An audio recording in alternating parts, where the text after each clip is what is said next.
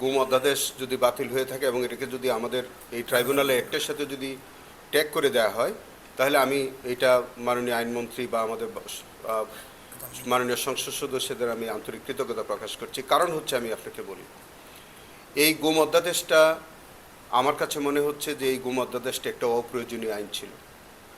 গুম হওয়ার ক্ষেত্রে যে অপরাধটা, মানে গুম অধ্যাদেশের আওতাধীন যে অপরাধটা ছিল, সেটা ইতোমধ্যেই আমাদের আইনে সেটা সংবিধিবদ্ধ ছিল।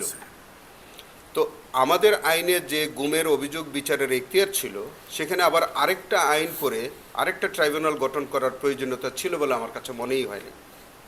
সেই কারণে আমি অন্তত পক্ষে ব্যক্তিগতভাবে আমি শুরু থেকেই আমার কাছে মনে হয়েছিল যে এই গুম অধ্যাদেশ যেটা করা হয়েছিল এটা অপ্রয়োজনীয়। তো সেটা এখন যদি আমাদের ট্রাইব্যুনালের সাথে একীভূত হয়ে থাকে, ট্রাইব্যুনাল অ্যাক্টের সাথে, আমি মনে করি যেটা একটা ভালো কাজ হয়েছে এবং এটা সঠিক হয়েছে, যথার্থ হয়েছে।